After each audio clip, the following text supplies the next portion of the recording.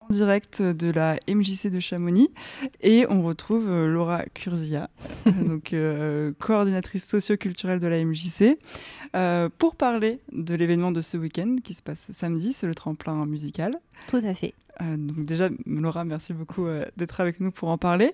Alors ce tremplin musical, c'est la 4e année qui se déroule. Non, 3e édition. 3e édition, oui. Pardon, donc c'est la 3e édition. Est-ce que tu peux un peu nous parler du concept voilà, c'est quoi le concept de ce tremplin musical ? Tout à fait. Eh bien, en fait, oui, alors c'est la 3e édition du tremplin musique actuel organisé par la MJC. Alors, on est super heureux cette année parce qu'il va pouvoir se passer à la Coupole. Puisque en fait il a commencé, en gros l'idée a émergé il y a déjà 3 ans, mais on n'avait plus nos locaux quand ça s'est passé. Donc la première édition on l'a faite à Argentières, dans la salle paroissiale. Alors c'était super, on a eu beaucoup de monde, c'était très famille, on était super contents pour la première édition. Après pour les groupes, on était un peu moins contents de pouvoir les accueillir parce que c'était pas dans une salle de concert, mais c'était donc techniquement en fait pour les sonoriser c'était assez dur. Mais ils étaient tous contents, ils ont bien joué le jeu, donc ça c'était chouette. Donc les premiers lauréats pour ce tremplin étaient 2 gagnants. Donc on a eu Bérénice et on a eu Zest. Puisqu'en fait, lors du tremplin, pour élire les lauréats, on a un jury qui est présent, mais il y a aussi le public qui vote. Et donc ce vote compte pour une voix. Voilà. Et ce soir-là, avec les votes des jurys plus le public, on a eu 2 gagnants. Donc c'était une belle soirée. Et puis la 2e édition s'est passée donc à l'EMC2. Voilà, on a eu la chance que la ville nous soutienne pour cette soirée et nous puisse mettre à disposition cette salle. Donc là pour les groupes c'était un super accueil et des magnifiques conditions techniques. Et donc c'est un groupe, donc c'est Burning Dream l'année dernière qui a gagné, un groupe local aussi. Et puis cette année on verra, voilà. Donc pour revenir un petit peu à l'idée de ce tremplin, on l'a évoqué brièvement tout à l'heure, mais en fait, voilà, la MJC, elle a déjà différents dispositifs pour accompagner les pratiques artistiques locales. Donc il y a la possibilité d'effectuer des résidences, en fait, au niveau de la Coupole. Donc ce soit des résidences où les compagnies artistiques ou les groupes ont besoin d'être sur une scène pour finaliser en fait leur set ou leur pièce de théâtre, voilà. Donc elles peuvent venir, on va dire, de manière autonome. On a déjà accueilli plusieurs compagnies, plusieurs groupes, voilà, qui sont venus, qui répètent en conditions, qui créent leur plan feu, qui ont besoin d'avoir un peu un aperçu de comment va se passer déjà, comment se monte leur spectacle ou leur set musical. Et puis, il y a aussi la possibilité de faire une résidence, mais d'être accompagné par un régisseur technique. Donc, voilà, qui va aussi les mettre en condition et de manière amplifiée. Donc ça, c'est arrivé. Par exemple, Bérénice a fait déjà plusieurs résidences ici. Et puis, il y a aussi le local Elbronner, le local de répétition tel qu'on l'avait évoqué tout à l'heure, plus le nouveau local qui va bientôt ouvrir. Donc, ça nous paraissait en fait un petit peu, on va dire, indispensable de se dire, voilà, on va créer une soirée concert. Et sur cette soirée concert, l'idée, c'est justement de pouvoir toujours appuyer les groupes locaux et en fait, voilà, de les faire aussi, on va dire, de les faire découvrir à un public et puis de les faire tourner au niveau de notre territoire, puisque en fait, on a des groupes locaux de Chamonix, mais c'est ouvert à tout le département. Donc ça permet aussi de faire une circulation au niveau des groupes, des publics, des rencontres. Et pour nous, le point d'honneur justement au niveau des rencontres, c'est que en fait, les groupes qui sont sélectionnés, ils viennent passer la journée à la MJC. L'idée, c'est pas de dire, voilà, tel groupe passe à tel horaire, donc en fait, vous arrivez pour vos balances à telle heure, etc.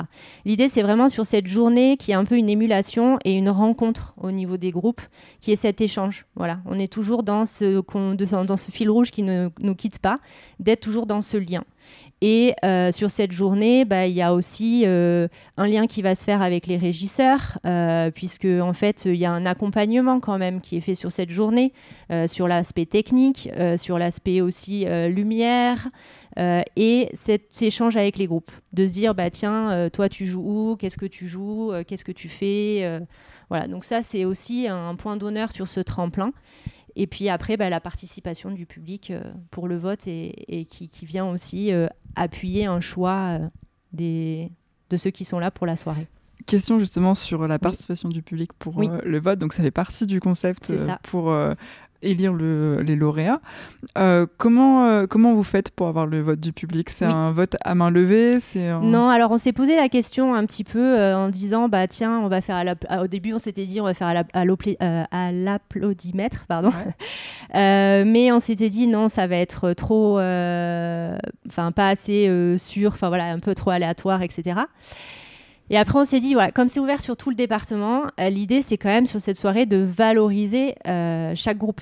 Et pas de se dire, oui, mais si là, par exemple, on a un groupe qui vient de Thonon-les-Bains, même si ils vont avoir un public local qui va venir jusqu'ici, c'est sûr qu'après, si on a un groupe vraiment de Chamonix, il va avoir son petit public qui va être là.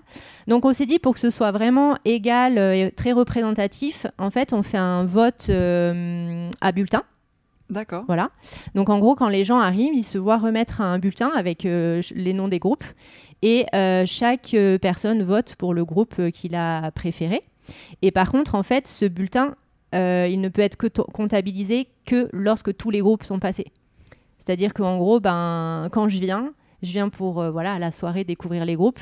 Mais par contre, l'idée, c'est pas de dire tiens, je sais déjà pour qui je vais voter avant de venir. Non, on écoute, on vit le live, ça c'est important. Et puis après, une fois qu'on a écouté les 4 groupes, je vote et mon vote est comptabilisé à la fin. Voilà.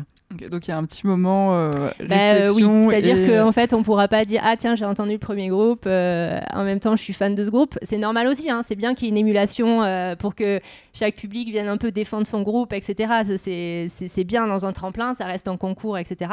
Mais du coup, le fait de dire « non, il faut que ce soit quand même…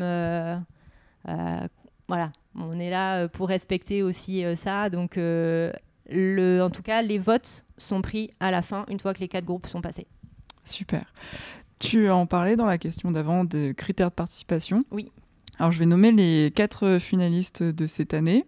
Donc, les 4 groupes, on a Arcante, Full Stop Coma, Moiso, j'espère que je prononce comme il faut, et The Third Eye. Ouais. Et du coup, ma question, c'était comment est-ce qu'ils ont été sélectionnés ? Oui.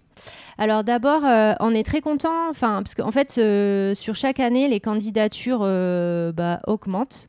Là, on a reçu en fait 14 candidatures pour le tremplin. Donc, il y a déjà, on va dire, un premier passage sur dossier au niveau de l'équipe. Donc, on regarde que tout soit complet déjà, etc. Et puis, ensuite, il y a un comité d'écoute qui est mis en place au sein de la MJC. Donc ce comité d'écoute, on va dire qu'il évolue chaque année, il n'y a rien de figé. On se fait accompagner aussi par soit, ça a été le cas sur les années passées, mais au niveau du directeur de l'école de musique et de danse intercommunale. C'est aussi au niveau de nous, nos professeurs animateurs au niveau des musiques actuelles de la MJC. Donc à chaque fois, on pioche dans nos différents partenaires et forces vives pour mettre en place ce comité d'écoute. Et puis, on écoute.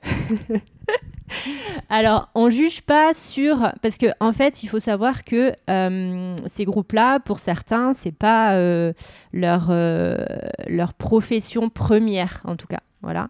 Et donc, au niveau des enregistrements, tous n'ont pas la possibilité soit de le faire en studio ou quoi que ce soit. Donc, en fait, il n'y a pas de jugement sur vraiment la qualité de la piste audio qu'on va avoir. Par contre, il va y avoir un choix qui va être fait en fonction de la proposition artistique, de la technicité aussi musicale, de la justesse, de la voix, du jeu, et puis aussi on cherche quand même toujours à avoir cette diversité au niveau du tremplin, c'est-à-dire de ne pas s'enfermer sur un style particulier et justement d'avoir cette ouverture avec plein de styles musicaux. La seule condition, c'est que ce soit musique actuelle, musique amplifiée. Okay. Je ne sais pas si j'ai bien répondu à ta question. C'était ça. Et oui, j'allais dire aussi, il y a des critères de participation de base. Il me semble qu'il faut avoir plus de 15 ans. Alors, plus de 15 ans, voilà, on a ouvert aux mineurs, mais on s'est dit, plus de 15 ans. Et après, c'est vrai que on reste sur le département Haute-Savoie parce que, en fait, faut le dire, hein, mais c'est vrai que les groupes viennent. Il n'y a pas, pour l'instant, rien n'a été forcément pensé sur du défraiement ou quoi que ce soit. Et puis après, il faut le dire aussi, au niveau des lauréats, ce qui gagne, c'est aussi un accompagnement. Donc en fait, l'intérêt, c'est d'accompagner un groupe ou un musicien, un artiste du territoire. Puisque du coup, il y a quand même l'accès au local de répétition pour 6 heures, il y a une journée de résidence avec un technicien qui est là, et puis il y a aussi une date dans la programmation socioculturelle de la MJC.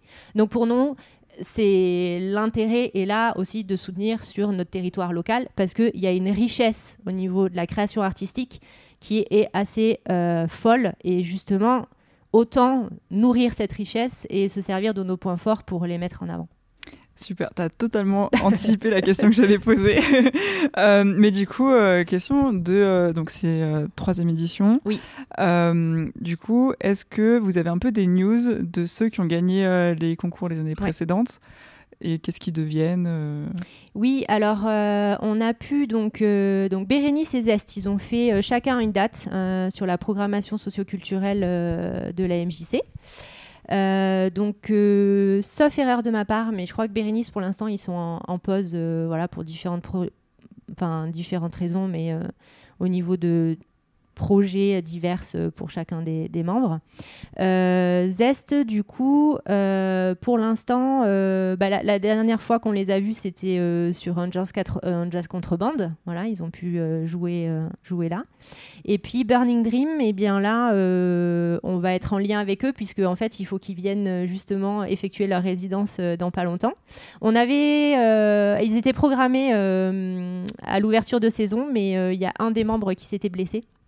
Et donc, c'était pas pour eux possible de venir. Donc là, ils sont toujours en tête de liste pour une prochaine date sur le printemps musical. Après, pour l'instant, je sais pas trop si y a eu un petit peu de circulation sur nos territoires. Voilà.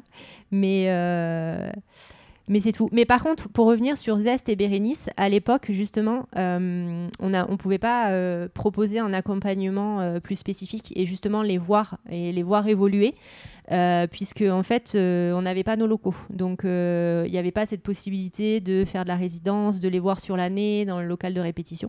Avec Burning Dream, ce sera déjà différent. Le contact pourra être plus quotidien, en fait. Voilà. Donc, pour l'instant, je veux dire que c'est vrai que d'être hors les murs, ça nous a aussi limité un petit peu dans notre champ d'action. Et donc, c'était bien de les avoir avec nous sur l'ouverture, mais on était un peu plus limité dans l'accompagnement. Oui, maintenant d'avoir les locaux, ça va être beaucoup plus simple pour accompagner, pour recevoir. Tout à fait. D'avoir un peu plus en fait de dates récurrentes pour avoir des temps d'échange. Oui, et surtout que je ne suis pas sûre qu'on l'ait très bien souligné, mais c'est des groupes qui sont amateurs. Donc en fait, le tremplin, c'est la possibilité pour eux de faire leur première scène, de commencer à se professionnaliser finalement. Oui. Après, c'est vrai que on va dire que sur la présentation des tremplins, on a quand même gommé cette identité on va dire de non-professionnels, de professionnels, etc. Puisque en réalité, on a quand même des groupes avec un univers musical riche et souvent vraiment très qualitatif. En termes de live, quand on les voit, c'est des musiciens qui ont un niveau qui est quand même assez élevé. Et même là, par exemple, on a des groupes qui se sont formés en 2022. Donc en soi, en ancienneté de groupe, c'est pas énorme, mais déjà avec des niveaux qui sont hallucinants. Et donc pour nous, c'était important en fait de se dire, bah voilà, on va plutôt choisir des groupes qui sont pas plutôt déjà inscrits dans un programme d'accompagnement, parce qu'il y a d'autres structures qui s'en occupent, mais qui n'ont pas de label ou qui n'ont pas de... Ce qui va en fait ramener sur le côté professionnel, c'est le fait d'être suivi par une boîte de production, d'avoir une labellisation, ce genre de choses. Mais aujourd'hui, même en étant, on va dire, entre guillemets non professionnel, on va dire, en n'ayant pas le statut d'intermittent du spectacle, il y a la possibilité déjà techniquement de produire des EP, déjà de se lancer quand même dans une activité qui va devenir aussi peut-être sa source principale, parce qu'aujourd'hui économiquement c'est pas viable ou ce genre de choses. Benjamin, tu veux rajouter quelque chose? Ouais, je voulais rajouter, merci Laura de cette précision. Mais c'était dire que les MJC sont des terreaux pour ce type d'initiative, pour le développement culturel, pour accompagner les personnes, que finalement peu importe la pratique. Et j'insiste là-dessus, puisqu'on très souvent le commun des mortels met derrière pratique amateur des fois des connotations un peu péjoratives. Et nous on insiste beaucoup sur chaque artiste professionnel était un jour amateur, quoi. Donc qu'est-ce que ça veut dire être artiste amateur? Est-ce que c'est simplement une intermittence qui fait qu'on devient professionnel ou pas? Est-ce qu'on en vit? Est-ce qu'on n'en vit pas? Est-ce qu'on passe sur TF1? Ça ne nous intéresse pas forcément d'ailleurs. Donc du coup l'idée n'est pas celle-ci, et on rappelle là l'histoire des MJC et à quel point ça a toujours été des viviers culturels. Les Orgues de Barbac, qui est un groupe qui n'a pas besoin de passer en prime time sur les télévisions pour être systématiquement complet. Ils ont à peu près tourné partout en France. Ils fêtent leurs 30 ans bientôt. Gaël Faye est passé ici. Gaël Faye, dont on a quand même beaucoup parlé aujourd'hui autour de ses romans, mais aussi autour de son univers musical. La culture, pour nous, il n'y a pas d'amateurisme dans la culture, en fait. Et voilà, donc c'est un peu essentiel de le redire. Maison des jeunes de la culture sont avant tout des lieux pour permettre justement à des artistes, quels qu'ils soient, le côté amateur professionnel, on n'aime pas bien ce mot-là, à la MJ, quoi. Voilà. D'ailleurs, ce qui ressort dans les candidatures au niveau des motivations pour participer au tremplin, pour eux, c'est surtout aussi d'avoir une scène, en fait, de pouvoir jouer du live et de pouvoir faire connaître leur musique auprès d'un grand public. Oui, et en plus, du coup, ils vont pouvoir jouer à la Coupole ce samedi. Tout à fait. Je voulais rajouter aussi, là, ce qui est bien cette année, c'est l'accès au local de répétition, tu le disais. Donc, du coup, là, vous allez vraiment pouvoir axer sur cette partie-là d'accompagnement et avec un très beau local de répétition. Oui. Et puis de aussi les accueillir sur de la résidence pour qu'ils puissent toujours améliorer leur set, mettre en place pour certains un plan feu, un plan lumière, concevoir, travailler peut-être aussi sur une fiche technique, ce genre de choses. Super. Et du coup, ce tremplin musical, c'est ce samedi 23 novembre à 20h. Tout à fait. Donc ça se passe à la Coupole. Oui. Les gens peuvent prendre leur billet via le site. C'est gratuit. C'est gratuit. En entrée libre, ouais. J'ai pas assez bien bossé. Il n'y a pas de souci, c'est pas grave. J'ai pas regardé les prix. Pas de contrainte. C'est gratuit. Ouais. Faut venir. En plus, c'est gratuit. Donc à 20h ce samedi 23 novembre. Je tiens, excuse-moi, à préciser que les noms qui sont sur les affiches des 4 groupes, c'est pas du tout l'ordre de passage. Voilà, ça je tiens à le dire. Ça sera un peu surprise en fait au niveau de l'ordre de passage, parce que c'est surtout la technique qui détermine l'ordre des groupes, voilà. Ok, donc c'est le samedi, c'est samedi. En fait, c'est en accord avec le technicien, mais en gros, parce que là, on reçoit quand même, en fait, chaque groupe, ils sont entre 4 et 5. Ouais. Donc, ça fait beaucoup de musiciens sur scène, donc avec des changements de plateau aussi à penser entre chaque groupe. Et donc, en gros, là, on va dire que c'est en fonction des technicités de chaque groupe qu'on organise l'ordre de passage. Et donc ça, c'est décidé entre les groupes et le technicien le jour même. Mais c'est pas du tout ce qui est... Enfin, voilà, sur les affiches, ne tenez pas en compte le nom qui est sur les affiches pour vous dire « Ah tiens, tel groupe va passer en premier » ou quoi que ce soit. Non, il faut venir vivre le live et vous verrez sur place. Super. Donc du coup, on rappelle, samedi 23 novembre.